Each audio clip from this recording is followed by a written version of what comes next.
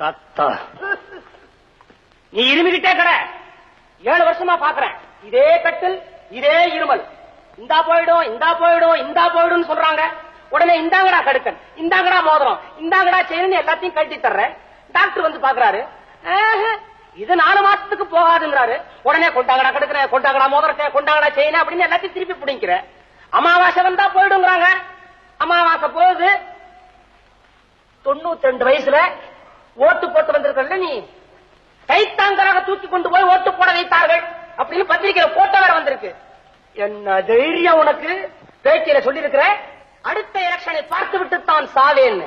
நீ என்ன அதுக்குள்ள எத்தனை பேர் சாகுறானோ இப்ப சொல்ல முடியுமா?